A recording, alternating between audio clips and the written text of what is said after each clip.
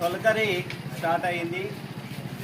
కానీ విత్తనాలు రైతులకు సరిపడా అందియాలని, అదేవిధంగా కల్తీ పురుగు మందులు ఎరువులు కాకుండా నాణ్యమైనటువంటి విత్తనాలు రైతులకు అందియాలని చెప్పి మేము అఖిల భారత రైతు సంఘంగా డిమాండ్ చేస్తున్నాం.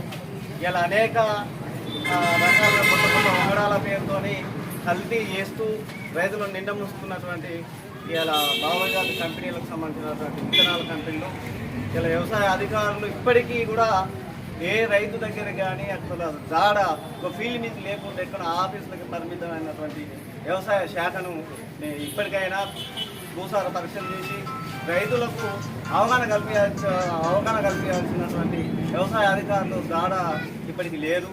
కాబట్టి ఇప్పటికీ రైతులు నాలుగాలం కష్టపడి పండించినటువంటి పంట కూడా ఇలా కళ్ళాలలో మొలకలు వచ్చి నార్లు మొలిచేటువంటి పరిస్థితి కూడా ఉంది. ఇప్పటికైనా ప్రభుత్వం కళ్ళు తెరిచి ఇలా ధాన్యాన్ని కొనుగోలు చేయాలని చెప్పి వ్యవసాయ రైతులకు, ఎస్సీ ఎస్టీ రైతులకు సబ్సిడీలో 50% ఇవ్వాలని చెప్పి మేము అఖిల భారత రైతు సంఘంగా